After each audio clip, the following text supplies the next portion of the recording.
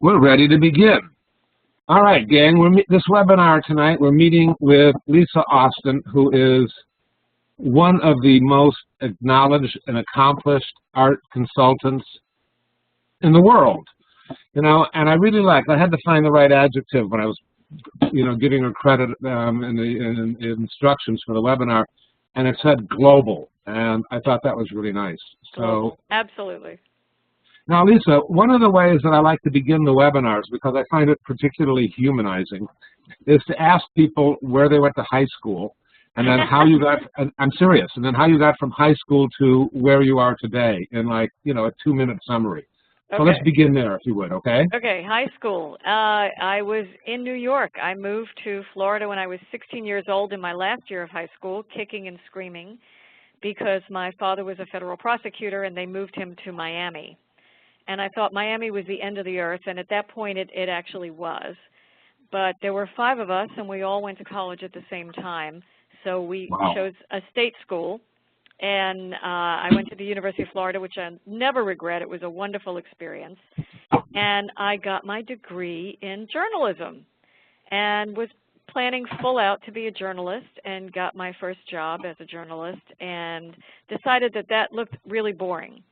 And so I spent the next year as a bartender trying to figure out what I might like to do. And my father actually kind of got a look at me in one of the outfits that I had to wear and let me know that was my last day being a bartender, and set me out on the road to look for a job. And my very first job, and this is knocking on doors with my little briefcase in hand, was at Southeast Bank, which had a very big art collection and was well known in Florida for being a huge supporter of the arts. And I was hired because as a journalism graduate, I had tremendous typing skills.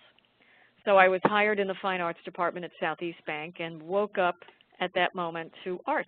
And I had, very little experience in it and found myself with a job where I was working in art. So I came into it completely sideways and fell in love with it, went back to school, ended up getting a master's degree in art history, ended up taking over the department. Spent 12 years working for Southeast Bank and putting together their collection. And then they had the very bad manners to go out of business in 1990, taking all of our money with them. So anything that I had saved up to that point and put in 401ks, this is a familiar story today, went away. So I decided that I would open my own business, and that was in 1990, and here we are. And it's been one of the greatest things that could have happened to me, despite the loss of money.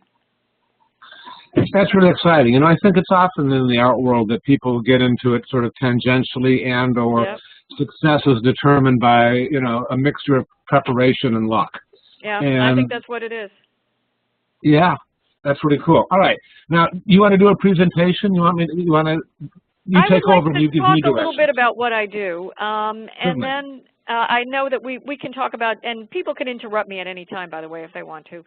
But I thought it would be good to take one aspect of what I do, which is the commissioned works of art, because I feel like of all the things that, are part of my daily life, the commissions are the most challenging, and I think we can all pretty well figure out why. So I'm going to show some images of commissions that I've done recently, and then we can hopefully get into a discussion about the ones that went good and the ones that went bad, and what I feel as working on the business side, every artist really should be thinking about when they do a commission. So let's start with that and start going through the images. Projects with commission art. Okay. There are a lot of slides here from the law firm of K&L Gates. I have worked with them for about 15 years, and they are growing tremendously across the world. And so we generally have 5 to 6 projects a year with them. Luckily, at least one of the 5 to 6 every year, it turns out to be a pretty massive project. And they try to do a commissioned work of art in every new space that they do. So this is in Pittsburgh. I don't know if we've got anybody from Pittsburgh. Nope. This is a work by Kerith Wynne Evans, who is the Welsh artist who lives and works in London. And these are light columns. There are a series of them. They start outside, and so there's sort of a beacon of light at the end of 6th Avenue there, which is a major downtown artery. And they march all the way through the lobby space. And then there's, I don't know if you can tell from the next slide, there's also a wall, neon wall sculpture right in the lobby that looks kind of like a figure 8 in the back. And I don't know if you can see very well the light sculptures that walk through the lobby. So that was an important piece of art for K&L Gates, and also it becomes public art. So even though it's a private company, it's a public work of art that you can see outside their building, and it's become quite a well-known piece in the city. We've had a lot of attention from a lot of the public art committees there. So that's one work that we did recently for the lobby of K&L Gates, and if you go to the next slide, it shows you that in interior, we did a series of 4 wonderful murals by Beatriz Milhas, the Brazilian artist. So these were all commissioned specifically for the space. And the next slide will probably show you just an idea of how she created it. So it's really the same image in 4 different places that she's done different palettes for, which then become, kind of like a vague takeoff on the 4 seasons. And this was the drawing that she did to show us how she would place them, and they're quite large and quite beautiful. So that's something that we just recently did in Pittsburgh. If you want to go to the next slide. This is London. Although you can't see any art from this particular image, it shows you how fantastic the view is. This is the K&L Gates office in London, and that is St. Paul's. So that's the view directly outside the window, which is spectacular. Beautiful, beautiful space. Cool. Yeah, it's a very cool space. And the building was done by Jean Nouvel. So it kind of folds into each other so that all of the offices there get a view of St. Paul's. It's really quite beautiful. We just finished this in June. If you go to the next slide. One of our major works here is by Paul Morrison, the British artist, and he did a 2-story stairwell for us. He generally does very graphic images in black and white. This is the first time he's used a softer palette, gray and white, and it's the first time that he's added dimensional elements. You can see that look a little bit like painted wood they're dimensionally coming off the mural. The tree and in the upper right-hand corner, the Brock-looking birds, those are dimensional elements. So he took himself out of his own comfort zone and kind of the work that he was doing to do this particular work for us. And the next slide should show the bottom of this. Every time I take a note, in the middle of the word, you say, next slide. Oh, sorry. No problem. It's cute. So I think you can see that this is a 2-story painted mural, and it goes, obviously, it takes you up the stairwell. It's pretty much the heart of this space, and we had a lot of interaction with Paul talking about how to turn it into the heart of the space and, how he wanted to kind of create the center of the space and make that the focal point. And he was absolutely wonderful to work with. He was tremendous and a great collaborator. So we love Paul. You can go to the next one. The mirrored discs are by Olafur Eliasson. And I'd actually found a similar work, believe it or not, the VIP Art Fair. Do you remember what that was? Sure, last January, and they're doing it again. January. Yeah, they're doing it again. It was ripped apart because of the technological glitches. But I tell you, it was, for me, as a consultant, it was a way to bash through a lot of art at once. And let's explain that the VIP Art Fair was an online-only art fair where they charged exhibitors quite a bit of money and had a setup so that you could essentially have an online chat with a representative of the gallery. And I think the show was a little bit compromised because of the success of it, that there were so many people who wanted to participate simultaneously that it taxed the software and the technology. It did. And I think this year they're better prepared for it. But they will be. I hope It'll be so. again in January. It was interesting. You had the same exact phenomenon that you have with a regular art fair, which is that the minute it opens, everybody gets on. So when you go to Art Basel in Miami or Art Basel in Switzerland, the first day is the day that everybody rushes in. Well, it was exactly the same thing with the VIP Art Fair. Whatever, country you were in, because it was interestingly global, at the moment that you were allowed to click on, people clicked on en masse, and it just basically crashed the system. With that said, I found some very interesting things with some galleries that I don't normally deal with. And this is from I8 in Reykjavik. I've never done any business with them. They had this beautiful set of mirrored discs, and we talked about whether Olafur would create one for our space. And he was willing to do that. We sent him the plans, and we sent him the images of the rendering, and he created this sunrise, sunset series of glass mirrors, which are beautiful, this yellow, deep yellow. Is this in London also? Olafur Eliasson, he's no, this piece, because I'm thinking of Turbine Hall. London, yeah. Yeah, okay. Same space, actually just facing each other across the office. So that's the second thing that we did there. And we had about 4 or 5 commission pieces for London, but those are sort of my favorite works. You can go to the next one. That's Mustafa Hulusi, who is based in London, but he's Turkish. And we did it, two paintings side by side. You can't see the second one from here. And this was also another commission work for the space.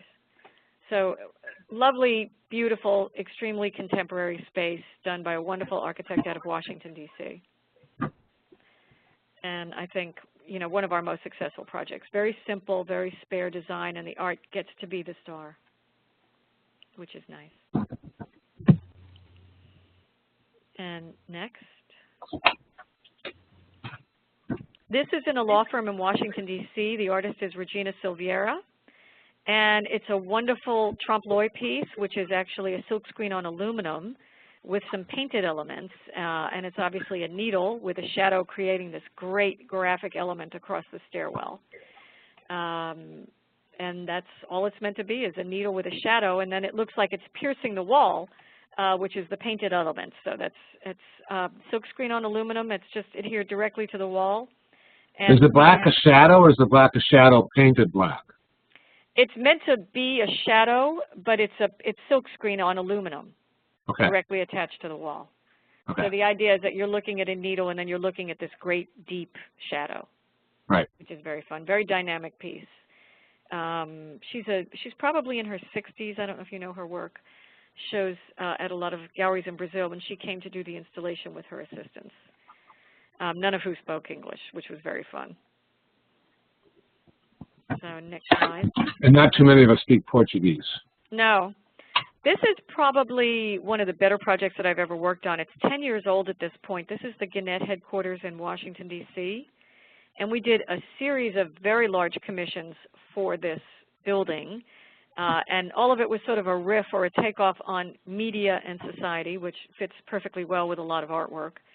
There's also, I think, Gannett is what, a publisher, right, of newspaper, aren't they? The publisher and of newspapers, USA magazines, and TV. They have TV. Right. And USA so Today so that sometimes you're picking art that is content-wise appropriate for the client. Correct. Not often, believe it or not. We're most often looking at space, but in this particular case, the idea of picking text art or art about media or appropriation art just fits so beautifully that we can do it. It was kind of a natural theme, if you want to call it a theme.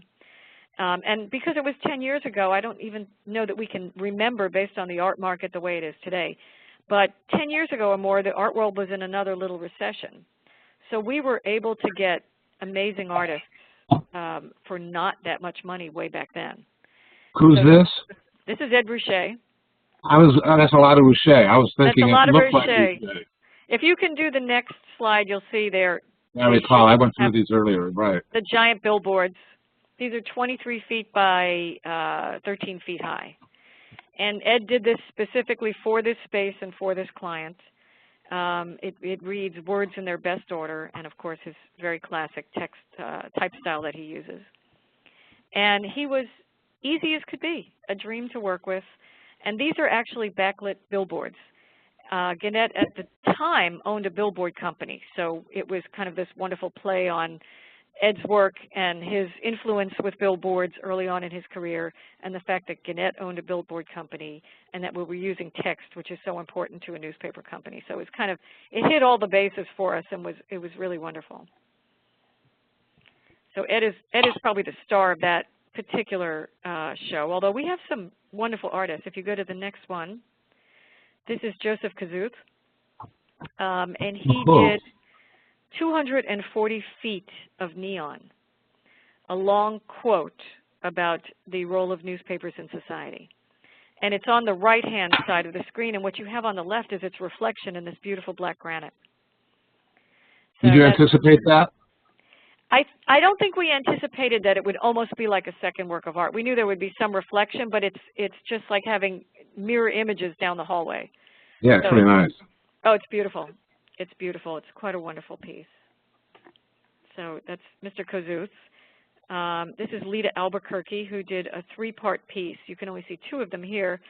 The glass is etched glass with her designs, which are all about celestial heavens. The blue ball is just that. It's just this beautiful blue object. And then on the floor are a series of poems that she's written, and they're in deep boxes. You can see sort of the first one right near the seating area there. And they're lit with LED lights, and they're filled with beautiful blue pigment, and it's a poem that she wrote. There's eight boxes that take you from the elevator lobby into the space. So another sort of beautiful thing. This is on the executive floor of Gannett. And this is 10 years old also. Yeah, everything in Gannett is 10 years old. We finished it. We actually were getting the work shipped right after 9/11. So we had difficult. Yeah. glitches associated with that, to say the least. It put us behind schedule. This is one of my favorite clients, General Dynamics, which you would not think would be a big art collector. But if the chairman and the board are very interested in art, you can put art, you know, this is what you need, is a great supporter at the top. And this is a 5-story stairwell painted by Sarah Morris. I'm sure you know her work well. And very dynamic, very exciting composition, a lot of pink in it, which is interesting for, you know, such a macho company. And it was painted on site after they moved in. So they wrapped the stairwell in plastic and had students working in there, students from Maryland Institute of Art working in there for 4 weeks, which was incredible. Good for them. There's one more slide that shows another view of it. So that goes down 5 stories. It's spectacularly beautiful. A wonderful piece. I have so many questions. Okay, well, we'll finish. This is also General Dynamics. This is their hangar, because they have their own planes, as they own Gulfstream Air. And this is Langlands and Bell, the duo from Great Britain. The work is also in 2 parts. They have their air roots, which is a very typical style for them, which is adhered in vinyl on the inside of the windows. So these are the air roots of the world. And then the neon is kind of a 24-hour clock that has acronyms from airports from all over the world. So referring to flight pretty directly, but it's a beautiful thing also. It's kind of a nice, beautiful, minimalist neon work, and then there's all these great design on the windows. Wonderful. Yeah, they're good. They're very good. This is also a K&L Gates office in Washington, D.C., and this is 8 stories of LED lighting by Leo. Oh, so we're looking at a wall going up. You're looking at a wall going up, but there's reflection all the way up. But there are 3, there's 3 tubes going up each floor, and it's run by a computer system, so that it never has the same design twice. It may go all purple. It may go all blue. It may be various colors. It doesn't really pulsate, because people going up and down the stairs, I think, would find that very distracting. But it changes all the time, and it's never the same design twice, because it's just computerized so that it just keeps going.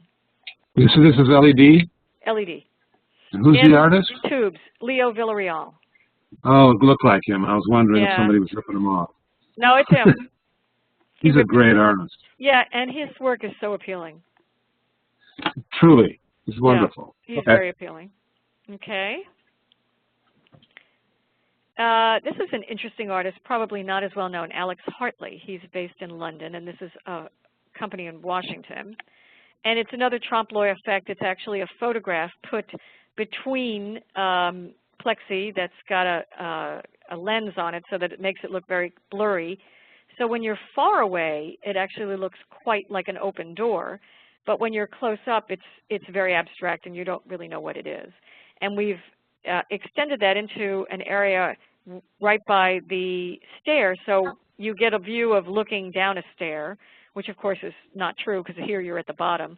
But when you look in, it appears as if you've got this endless view of a stairway going down and down and down. So 2 lovely Fool the Eye pieces by Alex Hartley, which is absolutely great. This is one of the newest works we did for a firm in Brussels. This is Michel Francois, and it's one of his scribble pieces. He's a Belgian artist, extremely well known there and in Europe, not very well known in the United States. And it looks just like what it is. And it's. I'm not clear on what it is. Does this have dimension and made out of wire, or it's directly Yes. on the wall? No, it's directly on the wall. It has lots of dimension to it, and it's made out of aluminum. So it's all twisted up and fabulous. But this is made in advance. It's not made on site. No, it's made in advance. And well, there's an interesting story about this piece when we talk about the pitfalls, which I hope you'll bring up of some commission works. And that is, we love Michel. He's a fantastic artist. We commissioned him to do a larger work, and he did a site visit, but did not pay enough attention to the freight elevator. And they couldn't get it in. They couldn't get it up the stairs, and they couldn't get it in the freight elevator, and he had to make a new piece for us that could actually get in the building. Yeah, I've had that happen to me too. Right? Yep. Can't get it in.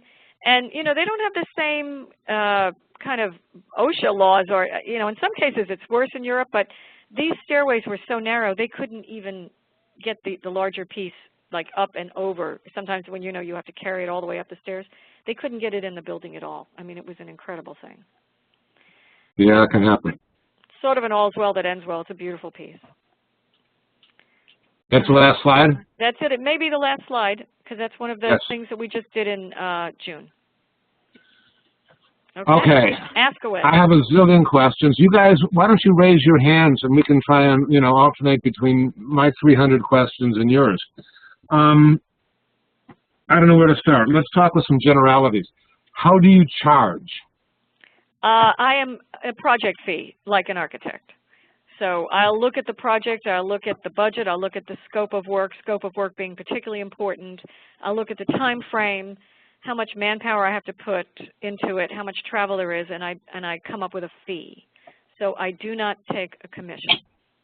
I get charged a fee.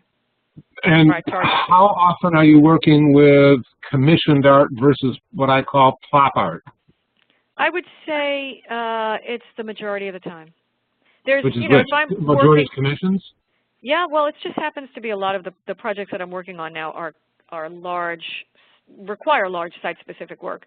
I mean, I will also do, you know, existing work that we put in corridors and in other places, but I shouldn't say 50% of the amount we buy. 50% of my effort, more than 50% of my effort is put towards commission works because they are complicated and they take more time.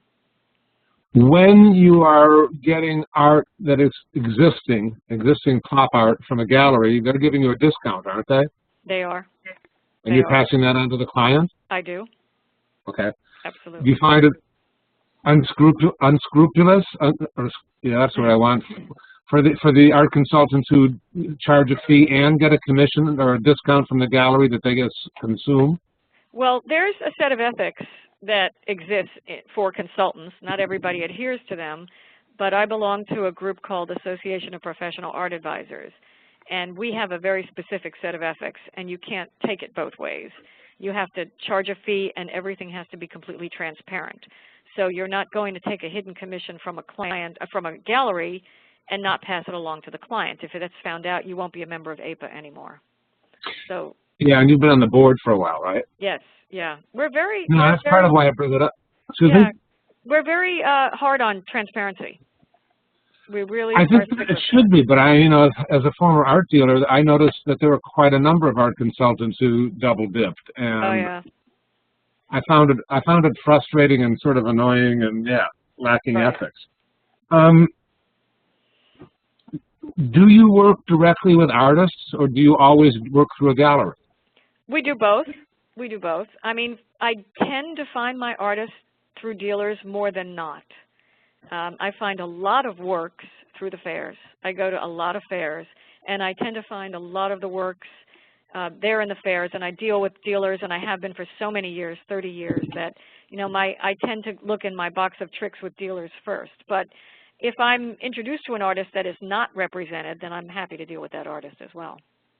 And in terms of ethics, if you're introduced to an artist or you see an artist at an art fair, you have a moral obligation to work with that artist's gallery and not circumvent the gallery later on, or Correct. With a second. Correct. For many reasons, one of which is, this is a small world, even as global as it is now, and you'd be crazy to cut out the gallery. I mean, these are the people that support the artist and put a lot of money behind them usually, and it's, it's like stealing in a way. So we don't do that. And we always ask, if we talk to an artist directly, we always ask if they're represented. Yeah, I think that's an important thing to do. You mentioned frequently that you work with foreign artists. I mean, there are quite a few non-American artists that you've worked with, right. And you don't seem to have a desire to work with American artists in America and European artists in Europe or English artists in England. You're looking for the best art or the art that you think is most appropriate, right? That is correct. That's right. I mean, you have to, at times it's not so easy to do that because you're often questioned as to why in the world we are sending something to Tokyo from America, which happened last year with a firm that we were working with. And you actually have to educate yourself about whether or not that's worth it when you look at the customs and duties. I learned the hard way about Tokyo and Beijing that these are not places you import to if you can possibly avoid it. Same with Brazil. And yet Europe is not so bad. So as a consultant, it's very important to understand where you're sending this and whether it actually makes any financial sense. But what we're trying to do is find the right work for the space within the budget that just makes it all come together. And as the art world is global now, and I deal with artists and galleries all over the world, we just, I just find what I think is best for the space and try not to say, okay, Texas artist for Texas firm, that kind of thing. Whose taste do you think you're using for selecting art for given clients? Mine, probably. I mean, mine. In a lot of the work I deal with a very sophisticated architect from Washington, and then it becomes a collaboration between she and I, and we talk about, what is going to be great for the space, and we put our heads together first and then come up with a list of artists that we'd like to look at for the space. And with different architects, it's just really kind of my feeling like at this point in time I understand space well, I work with plans well, I work with architects well, and so I will choose for them a group of things for them to consider, and then they narrow it down. They and the client narrow it down. Do you often have to report to a committee that's making the ultimate selection, or? Yes, yeah. So frequently you have to present more than one option for a given space? Absolutely. I would never just walk in with one, because then if that's your only answer and you get shot down, you have just made a drastic error. But that's just the way this business is run. I mean, I also editorialize and say, if it was me, knowing what the options are for reasons A, B, C, D, I think this artist might be the best one to consider. And they usually listen. And you have a budget pretty much for the total build of the project. I mean, right. that you know how much money you can spend, and you're sort of, to an extent, allocating how much money goes to each locale within that project? Yes, yeah. But with knowing that if we find one great thing for space A, we'll, readjust for space B, C, and D. But yeah, right. We're always given a budget, and then we have to back away from the budget, understanding the cost of installation, of shipping, of all of the taxes and customs and things like that, fabrication. So how big did you say the Rocher paintings were?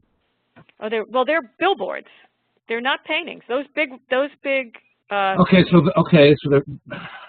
What is a backlit billboard? What's that made out of? It's like a vinyl. We had it printed at a billboard shop. Okay, so those weren't a particular problem to ship. No, they were rolled up. But he did make 3 paintings for us for the dining room, which are identical to the works that you saw as billboards. But we made our contract so we were licensed to be able to create billboards out of those paintings and can reproduce them in the same size at any time that we need to if they deteriorate due to the elements. I think artists would particularly enjoy working with someone with your scruples. you know, as opposed to wondering what's going on and how they're being represented or misrepresented. Well, I I think hope that's a real so. asset. I hope so. I mean, we can get into, you know, the other part of the discussion, which is all about proper business technique. But from our point of view, this is proper business practice. You know, you make it transparent. You treat everybody with respect. You try to get everything up front taken care of. And, you know, if everybody does what they're supposed to do, then you generally have a successful outcome. You know, I think I used to say that I used to be honest because I believed in it, but now I'm honest because it's practical. Right. You It's know, a heck of a lot easier. Certainly. I want to say parenthetically that I remember a conversation with an earlier class that we had with Michael Darling, who's the chief curator at Chicago's Museum of Contemporary Art, who commented about how he particularly enjoyed working with artists who were working outside their comfort zone. And you mentioned, you know, one of the artists you worked with were outside their comfort zone and how it yielded a particularly interesting result. So that I want to reiterate that to these artists, that frequently pushing yourself beyond where you're already comfortable not only gives, you know, your career, you know, growth, but, you know, is likely to serve you well. I really want to know where, perhaps there's not a normally, but where do artists get involved in the creative process? I mean, I did a huge commission here in Chicago with the convention center, and I was involved before almost any of the walls were in place. And it enabled us to put in niches and, you know, to, you know, specify the lighting and, you know, to commission work to within an inch, you know, to the fraction of an inch of 13 by 16 feet that we wanted, etc. And I want to know, when you're working, I mean, is there a whole array of stages that you're getting involved in, or is it always before the drywall goes, even in a revision goes in place? Well, ideally it's before the walls go up, because you can do so much more. I mean, certainly you can make site modifications if you need to, if you're working with architects in the planning stages. But just from a general point of view, it's nice to be able to get, you know, commission something the appropriate size, something that fits the space really well, something that you can then light, something that you can, from a practical point of view, get the wall blocked so that you can put something heavy on it. The more time you have and the more advanced planning, the more successful it's going to be, I think, for obvious reasons. But, I mean, we've come in and come into spaces that are existing and done a really nice job, but it's really much better to do ground up, because then you can make it look, you know, perfectly put together. When you have an art budget, are you responsible for infrastructure changes that are necessary to accommodate the art you're speccing? Sometimes. Sometimes yes, sometimes no. Yeah, that can be annoying. Yeah. Well, if it's a really heavy piece, let's say that you put on the floor and you've got to shore up the floor, then it often does come out of your budget if it's not part of the original budget that they set aside for construction. You know, the other thing with construction is that change orders in a construction job can be extremely costly. So most of the time, if you can't get in early enough to get these site modifications taken care of, you may either incur incredible expense to do it after the fact, or you may have to change the art that you're thinking of. Like the pieces you deal with electrical lighting and LEDs, Right. If you've got to run that electrical conduit in after the fact, it's prohibitive. It is prohibitive. It's prohibitive, absolutely. All right, do any of you guys out there have any questions? I got more. I can keep going, but, you know, I don't want to, but I think it's only fair. It's only fair that I share. Yeah, Lane, let me unmute you. Go right ahead. I just wanted to know if you have change order forms. These are the construction people do, but do you? You mean, is there a particular form? Well, yeah, I mean, if you know, you have a budget and then something you didn't foresee happens and it ends up costing more, you just absorb that, or do you have like a change order form that you present to the client? No, well, what you have to do at that point, since we're not construction people or architects, is you've got to present that solution to the architect, who then has to present it and get bids on it from the contractor. So it's not so simple like a form. If you have to do something that's a big change order, you've got to go to the architect. The architect generally has to draw it or figure out what the solution is. Then that has to go to the contractor, and then that whole thing has to get bid. So we don't have forms. What we do is we have to go through the process. And a lot of times, each of those people you have to go through are whining. Or they're angry, or they're going to let you know how much it's going to cost them. Yeah, and exactly. And the worst is, but this is actually an interesting point about change orders, is that you may cause a delay in the construction schedule that will have repercussions that are way beyond just the cost of changing a work of art. So, I mean, if you end up costing the construction schedule to be delayed and people don't meet their target deadlines, the repercussions go all the way down the line, and you could be looking at, at the end of the line, a lawsuit for, non-delivery of the product on time. So you've got to be very, very careful about change orders. Does anybody else want to ask a question right now?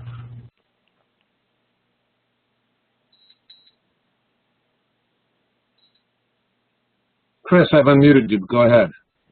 Hello. Yeah, I guess my question is, when you approach an artist for a commission, what do you expect from the artist, and do they do on-site visits to see the space, or are they working mostly from photographs? Well, generally we start with a plan, and if we can't meet with them in person, then we send them a plan and send them renderings if renderings are available. And we talk about what we kind of saw in their work, which we thought would be interesting for this space. Not that we would want them to recreate that work necessarily, but what we thought was interesting, and then we'd want to kind of feel them out and say, is this something that you might see in this space? So the number one way to begin is to get them to understand the space. Then talk about what they might do. And then what we have to do is generally go to a proposal so that you can say, okay, this is exactly what it's going to cost, and this is the time frame that I think I can meet, and you have a very specific set of objectives that you have to meet. I would say that if we're going to talk about this, and I'd love to go into the pitfalls, I really would, because there's a lot of them with commission works of art. The two things that are your scariest objects are budget and deadlines. And you have to really understand how to bid a project when you do this. You have to be your own general contractor.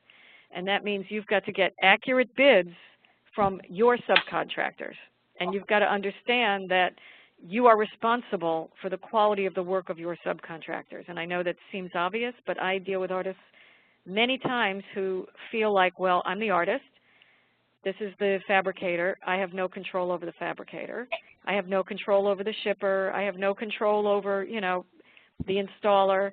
But in business, we don't accept those excuses, and we insist that you are in charge of the quality of your work from beginning to end, meaning if the subcontractor screws up, or the fabricator doesn't do a good job, or the shipper's damaged the work, or the installer isn't very good, it's your responsibility to get it right. And I cannot tell you how many artists are confused by this and unhappy by this, and you can end up in a lawsuit from this. So the number one thing that you need to do when you start working on this is to understand how to bid a project, how to meet a deadline, and how to understand who you are hiring as your subcontractors and fabricators, and your team. If you need structural engineers, if you need electrical engineers, if you need any of these people to bring your work to fruition, then you better get a good team, because it's not the client's job to do it, and it's not my job to do it. Although we often help, and we'll recommend people, and we'll try to make it easier for you. We don't just leave you out in the cold. We do, at the end of the day, expect you to be responsible from the work completely. And that is a problem sometimes. Do you have minority requirements that you have to fulfill on some of these jobs? The people who require that are almost always public projects. Do you do those or you don't do those? I do. I've done public projects. Yeah, I've done convention centers. I've done a lot of different public projects, performing arts centers. It puts an artificial kind of, I don't know, parameter. But oh, really? Especially when you have to have 5% women. It's like, come on. Or 10% this, or make sure you do that. And what you really want to do is find great artists. Now, hopefully your bag of tricks includes, artists of color and women artists anyway. But, yeah, that's what I did. I said, don't worry about it. We'll check it after we pick everybody. Right. And, right. And it worked out totally fine. But it was interesting because, I didn't know what a minority was in Chicago, and right. You know, Asians are not a minority. Filipinos are not a minority. And Brazilians are not a minority. Oh, so they really know? tag them up there. Well, I mean, I live in Miami where 70% of the population is Latin, and they still are a minority, considered. Well, no, Hispanics a minority, but somebody said Brazilians aren't because they're Portuguese. Oh, that's crazy. So funny. It may be. You know, Native Americans are a minority, but nobody thought of them. Right. So it's, I've never been asked at a private company about that. Do most of these commissions involve a maquette? Or a computer rendering sometimes. For those who don't know what a maquette days, is, it's a small-scale model. Yeah, in the old days, a maquette was almost always required. But there are such sophisticated computer programs now that the renderings can give you, you know, not just a picture, but, you know, the whole 3D kind of idea of what it takes to build it and what it's going to look like. So we'll accept computer renderings. Cool. Let's ask Charles. I saw your hand next. Yeah. Go ahead, Charles. My question is related to how these projects get started typically. Does this come from the ultimate client, or do they come to you from the architect or from a builder? Well, how does it get started? Well, it depends on where in the building it is. Let's say that if it's the building lobby, it's probably the developer of the building. If it's one of the tenants in the building, then it's the tenants that come to us. In most cases, I would say for the tenants, it's the architect that comes to us. I get probably more leads from architects than anyone else. The building, it may be the architect or it may just be the developer. Now, some developers like Tishman Speyer obviously love art and have big collections and put it in all their buildings. But it depends. So it depends on who gets them interested.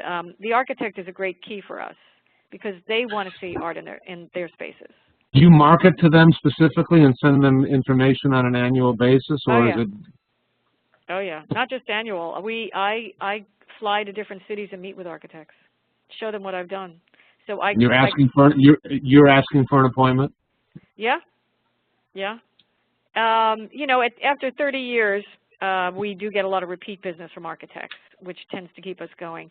But if I see out there in the ether that there's a great project happening, I'll call the architect and say, I want to come and talk to you about this. So, and it doesn't matter to me where it is. Okay.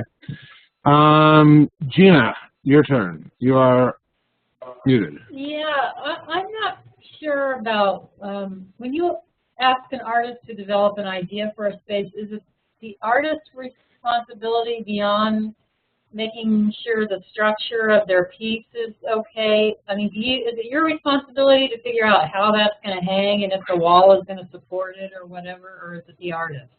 Well, that's a collaboration. So if you tell us that you want to make a steel piece, we're going to say to you, okay, let's look at this wall and how much does your piece weigh? I mean, from the most simplest point of view. And then we're going to work with you to shore up that wall. So again, you have to do all this in advance of the building going up. But it's, you know, we don't leave you on your own to say, oh, well, you better figure out how this wall is going to hold it. We expect you to say, okay, I've done this piece before. I know that at this size it's going to be this weight. I know that we're going to get it in through this method, or I'm going to have to build it on site or something. And then we'll go back and have a team meeting and say, okay, Gina's piece is 300 pounds. We're going to have a cherry picker or a lift, a hydraulic lift, bring it up. We're going to have, you know, this kind of blocking behind the wall ready. We're going to need a team of 6 people to do it. I mean, we plan and plan and plan. So you'd be part of a team. But we want you to do your part, which is telling us with accuracy what the weight is and how you normally install it. You know, do you put 10 brackets? Do you put 2 brackets? I mean, what is your experience in doing this? Okay. Thanks. Sure. Les, I'll get to you in a moment. I want to ask another question first. I want to ask about what happens after the fact. I mean, do you sometimes have to reappraise, or do you appraise items or have items reappraised, let's say 5 years afterwards? I mean, because some of these things you've sold, these artists have become digits more successful than they were at the time. Yeah. So you're all right. So you're dealing with reappraisals for insurance purposes. Absolutely. Absolutely. On a regular basis. Oh, the Richets went crazy, of course. The kazoos went up in value. Yeah, we bought a very simple Barbara Kruger work that went up exponentially, and we weren't, certainly we weren't expecting that. Something that went from $24,000 to $400,000. So we've got to be clear with them because they may very well be underinsured. Conversely, what happens when some of these companies don't do as well and don't stay in business, or another tenant comes in? What happens with the art? Have you ever been involved with reselling art that you'd placed years previously? Sometimes, not as often. It depends on what the collection looks like as a whole. I mean, sometimes we will suggest that they send it to an auction house. If times are good, it's easy to sell art, and if times are bad, which is why companies go out of business, and it's very tough to sell art. So if you've got, some very high-end blue chip art, it's never going to be a problem. But for corporate collections particularly, the vast amount of work is going to be middle market, and they're very difficult to resell. So we may say go to auction. We may say bring it back to the dealer where you bought it and see if they'll take it on consignment. We may say, you have to donate some of it. I mean, you have to employ a variety of options. Cool. All right. I got more questions, but I'm going to go to Les first. Okay. Les, let me unmute you. Proceed. Hi, Lisa. Hey. I actually have two questions. Sure. The first is, it was very apparent to me that the color that many of the pieces that you showed was very appropriate for the surrounding area. Mm-hmm. My question, I guess, is, do you kind of dictate to the artist that I want you to hold your work within these color parameters based on the concepts of the area? Or are you picking pieces that you feel will fit within a specific area? Well, we never tell an artist what colors to use. We never tell them to change their work in a particular way, which is not what their work should look like, or is not germane to their normal work. If it's an existing work, then we just try to make it fit beautifully. If it's a commission work, we'll show you what the space looks like and say, what do you think? And then you come back to us with a proposal. But we're not going to tell you, if you took all the pink out and you made it green, we'd love it much better. We never do that. So we're wanting your work. You're the artist. We're wanting your work to be yours, not ours, because certainly it will be terrible if we do it that way. But if it's an existing work of art, I may just say, wow, that palette's beautiful in the space, or I really love this particular piece and it'll look great there. I could show you some work. We bought a Tomory Dodge painting for a company in Paris, and it just was absolutely beautiful there. I would never tell Tomory Dodge to make these colors. They were a little bit bright for his normal work, but they look great there. So that was kind of a happy accident. But we would never ask you to use a particular palette. Cool. Let me come back to you in a moment, and let's see if John let's talk to John first. And Chris, you still have your hand up. If you want to ask another question, I'll get back to you. If not, take it down. But let's go to John first. John, go ahead. Thanks, Lisa. Beautiful work. Thank you. Up a little louder, John, please. Oh, how's that? Is that better? Barely. Barely. That's better now. Go right ahead. There we go. At what point in the process do you make a final, I guess, decision as to the artist? I assume that if you walk into the space, you're thinking about some different artists, and right. Then you may approach several. What's your? Give me an idea of what your working parameters are. Well, what we normally do is a big research. So I'll look at the space and I'll understand the budget and I'll kind of get an idea of what everything looks like, and I'll be thinking, what would be the coolest thing that I can do here based on the budget. And I don't want to repeat myself, so I probably will not use, an artist for a major commission twice in at least a very short period of time. Regardless, or for a specific company? For a specific company, or, if I use Michel Francois in K&L Gates, I'm not going to use him for another law firm because that would just make them crazy. But I might not use it again right away. I might wait a couple of years before I use them again. And usually that point the work changes anyway, because you don't want to look like you're doing the same thing over and over. But I'll go through you know, all of my notes. I take voluminous notes at all the art fairs. I have a giant inventory of images, and I just kind of get ideas and think about things and do some more research and go online. And maybe I'll come up with 10 ideas that I think could be very cool. Then I'll get new images from the dealers and say, what are they doing now? What does this work look like now? And sometimes it doesn't look like anything that you might want to use again. And from there, I'll narrow it down to the point where I've got a really cohesive presentation that is up-to-the-date work by that artist, work that I think could be great, and then I'll put that in a presentation. So I then bring my ideas to the client, and the client narrows it down with me. So I don't, you know, then we get, let's say, from 10 down to 2, sometimes 1, but usually 2, and then we ask for proposals. Thank you. All right, Les, you have another question. Proceed. Thank you. You had used the term billboard when you were talking about Ed Roche's pieces. At your follow-up conversation, I got the feeling you were talking about a printed large, printed on paper or something that you were referring to as billboard. I'm actually working on billboards right now. I'm wondering, are you doing an indoor type of graphic on digital boards? Is that something that's happening and you see happening that could change on a continuing basis or as a solid piece of art?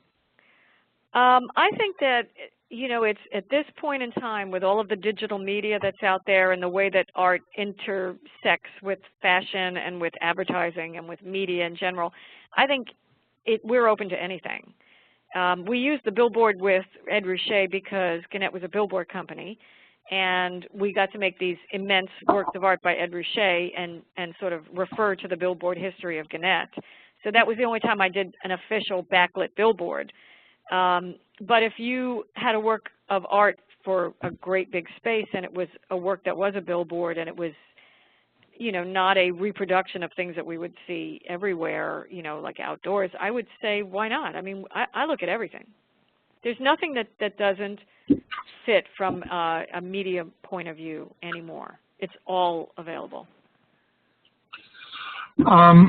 I think we need to ask the really salient question for these guys, and I want you to answer it honestly, is how do you feel about, you know, artists who are not particularly represented or unrepresented, you know, giving you information or getting in touch with you, and what's the right way to go about that if it's acceptable?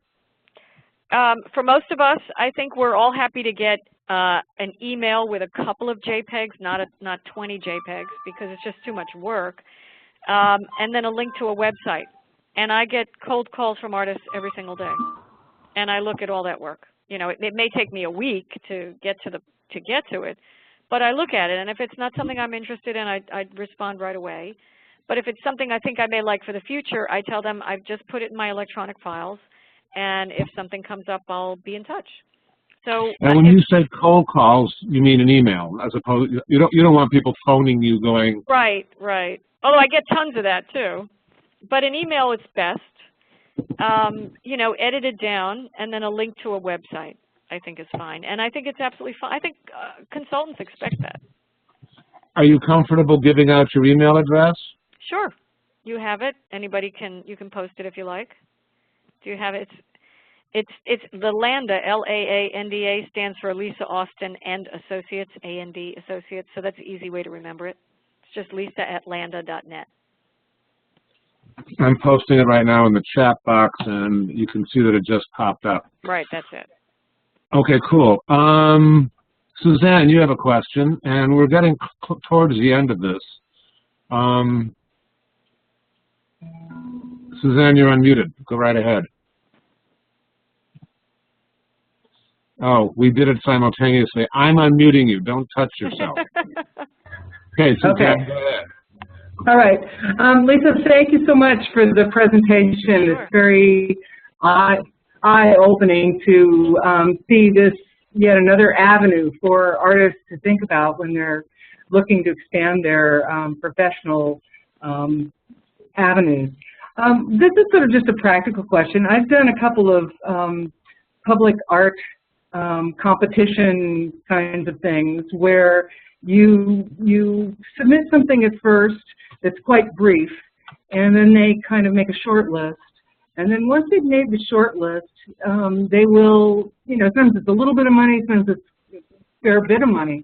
They will give you like a stipend in order to develop your idea. Is that something that's compatible with the work that the field that you're in, or is that specific only to these kind of big public art kinds of things? I think it actually is more appropriate for the big public art because generally we're on, public art projects are good and bad. The good is that they have to spend money based on certain statutes and requirements, which is right. nice. And the good is that often, my experience has been that they have more money to spend than the private sector. So that's always a great thing. But they have a process which is so heavy and onerous and bureaucratic that I find it very, very difficult to work in that. And I'm sure artists do as well. So yeah. when you talk about developing an idea, for us, that's the proposal. We pay for a proposal. And we always pay for a proposal. And how much money is that? It depends on the project. I mean, if it's an $800,000, and we expect a lot out of the proposal, we might give you $5,000 or $10,000. If it's something small, we might give you $1,000 for drawings. So it really right. depends on the scope of work. But we've already narrowed it down, and maybe 1 or 2 artists will be working on a proposal that we choose from. The public art world, they may get 6 proposals. I mean, they're always covering themselves. And yeah. it's a long process, and I just find it very difficult to work like that. But they may indeed be giving you money to develop an idea, and then at the end of the day, they just don't do anything with it. I mean, I think if you're at the proposal stage in the private sector, I think you've got a really good chance of getting it. I see. Okay. Yeah. Thank you. Sure. I've got another question here. Do you think artists for these kinds of commission work need a lawyer? Oh, yeah. Oh, yeah, absolutely. Get a lawyer. For a lot of reasons. For the contract or for more than the contract? For the contract primarily, because the contract is going to give you protection up front. So your contract must be very, very carefully done. I know, Paul, you and I have talked about VERA before, and I'm sure all the artists here know what the Visual Artists' Rights Act is. You would be shocked how many clients don't know what that is, and who feel like when they buy a work of art, they own a work of art to change and do whatever they want with. So we often have to educate our own clients about VERA and about using the images in publicity or in advertising and things like that. So I think a good lawyer will save you a lot of trouble.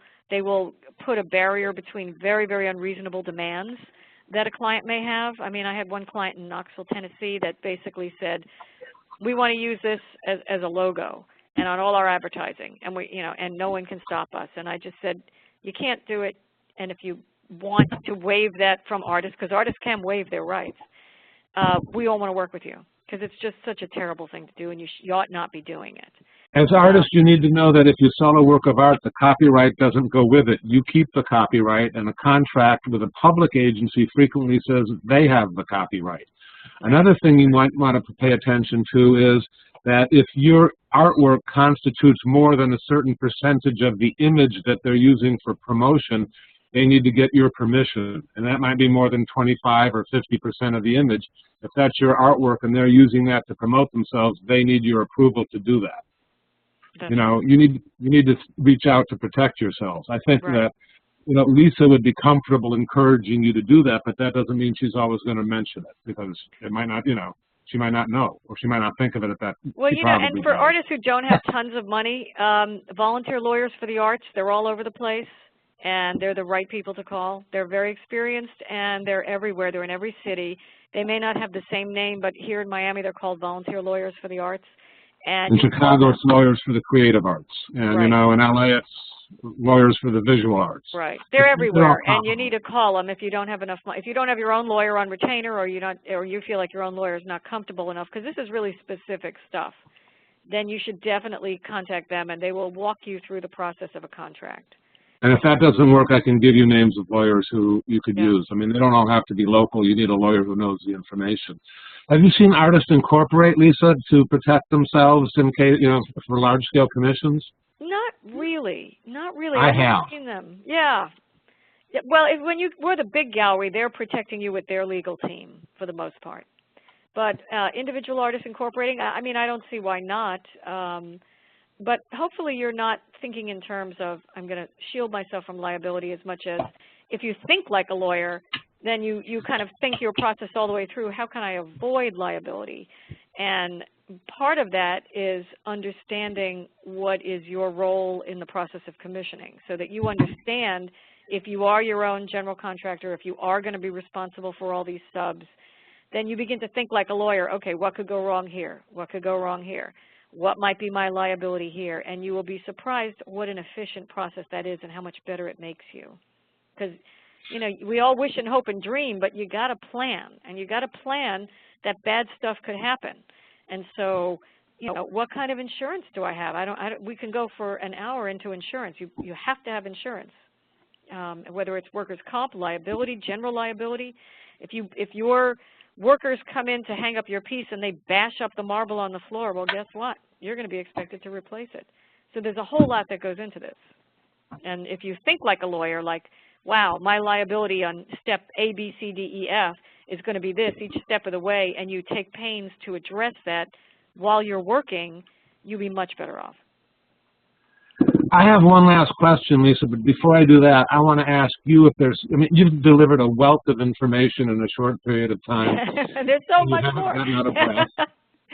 You're wonderful. Have we forgotten anything? Is there something I mean, I have one, but is there anything else that we should ask that we didn't? Well, let's see. I would say that one of the things that I have to do, and it would be helpful for the artist and dealer to do, is to manage a client's expectations. And that is, it's kind of a broad term, but that means that when you do a proposal and you do your renderings and you do your budget, they kind of look at that and sit in a meeting and say, great, we love it. They expect you to do exactly that. They expect the budget to be what you said, and they expect the artwork to look like what you say. So you have to manage it by not going too far afield once you've done this proposal, which is why the proposal is so important. And I think you have to explain to them what your style of work is, you know, what the palette is that you use, what the materials are that you use, and explain to them what it's going to look like, how it ages, if it's going to age, you know, what kind of maintenance it's going to need.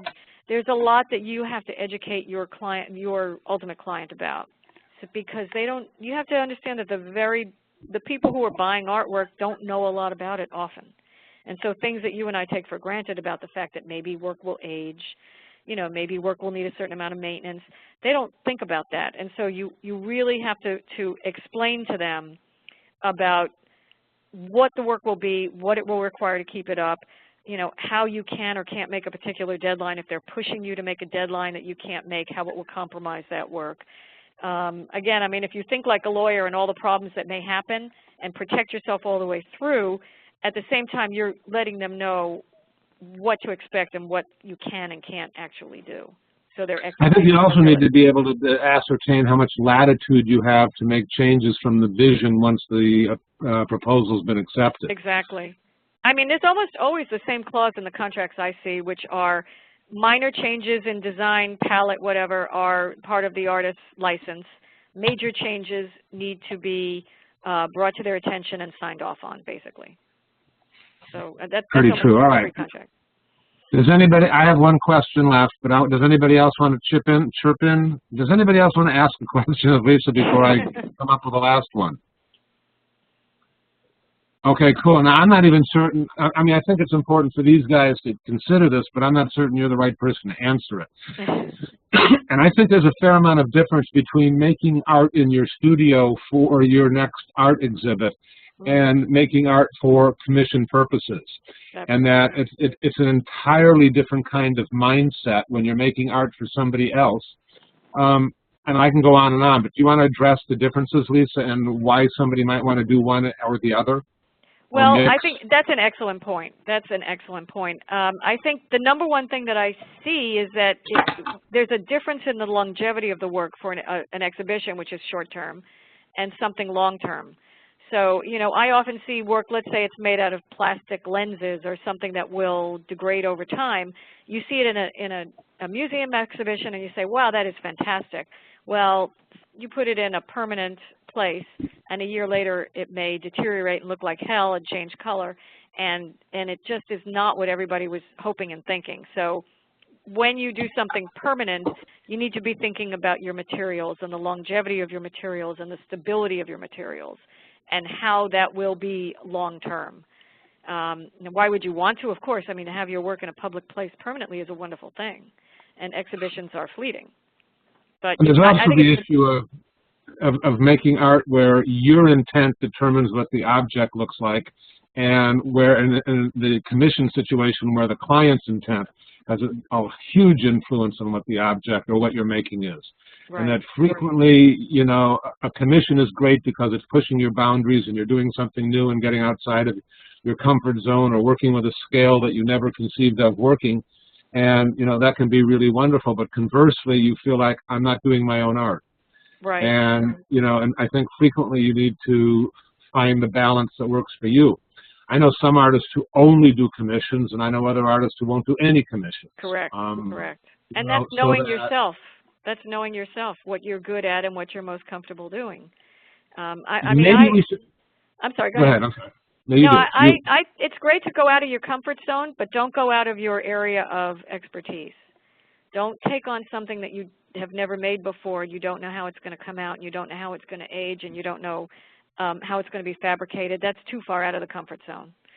So that's just a cautionary moment there, a tale there. I have a question after the last question. Okay. How big an issue is dust? Everything gets dirty. It's a big issue. It can ruin a piece of art. The way it looks ruins its surface, its luster. Every work of art is made out of a material. They all need maintenance. So it's great if you can provide a maintenance plan that makes sense. You know, if you've got most of these pieces get maintained twice a year or once a year? Some a couple times a year, some never. You know, it depends on the client. When you walk away, it's out of your hands, which is a shame. I mean, sometimes when you guys are in airports and you're looking at public art in airports, look at the dust on the guy wires. Oh, it's horrible. It's horrible. I see it all the time. We go in and often tell our clients to clean this stuff up. You know, that it's ruinous looking. Have you ever worked with Roger Machen of Methods and Materials in Chicago? He spoke with us earlier. Do you know Roger? I know Methods and Materials. Yeah, yeah. Roger He's a rigger, though, isn't he? Also. Yes. Yeah. He came and did a proposal for us for something that needed rigging in one of our clients in Washington. He's a great guy. He's wonderful, but he also commented that museums are dirtier than airports. Oh my God. And yeah, and that, you know, airports have fabulous ventilation systems because of the number of people that go through them, and museums invariably don't. Oh, that's all right. Yeah, I thought that surprised me. Lisa, this has been fabulous. If you like, I mean, I'll have a recording of this by morning, and I'll send it to you if you want to have a copy of it, and then ultimately I'll get it transcribed. I'm totally glad to share that with you too. That'd be wonderful. And thank you very much for inviting me, and thanks everybody for the questions and the interest. Lisa, you were fabulous. Thank you very much. Wait a minute, I'm unmuting everybody so we can hear the cacophony of thank yous. All right, everybody's unmuted. Lisa. Thank you. All right, I'm muting Most everybody. welcome. Good night, Lisa. Thanks for coming. Good night. I'm going to hang up now. Okay, great. Thank you. All right, that was really good. Thank you, everybody. I'm stopping this recording. Stop.